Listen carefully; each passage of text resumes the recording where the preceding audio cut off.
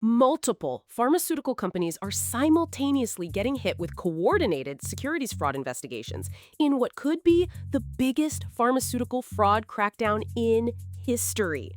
According to multiple law firm announcements, pharmaceutical companies across the industry are facing securities fraud investigations for misleading investors about drug approval prospects and regulatory risks. Here's the explosive truth.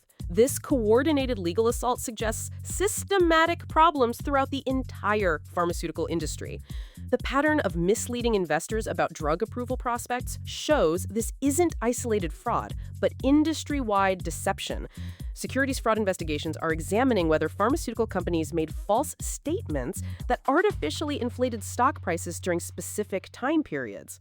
Multiple law firms simultaneously launching investigations suggests they have evidence of widespread pharmaceutical securities fraud. The pharmaceutical industry's complex regulatory environment creates numerous opportunities to mislead investors about prospects and progress. Companies facing investigation likely made overly optimistic statements about clinical trial results, regulatory approval timelines, or market opportunities. When these projections fail to materialize, investors who purchase stock based on misleading information suffer significant losses. The coordinated nature of these investigations suggests federal prosecutors may be building a massive case against pharmaceutical industry securities fraud. This could result in billions in financial penalties and criminal charges against pharmaceutical executives across the industry.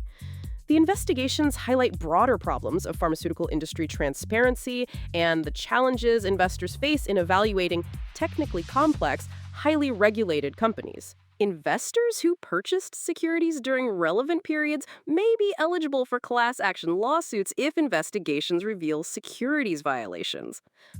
Will this coordinated crackdown finally expose the systematic securities fraud that's plagued the pharmaceutical industry for decades?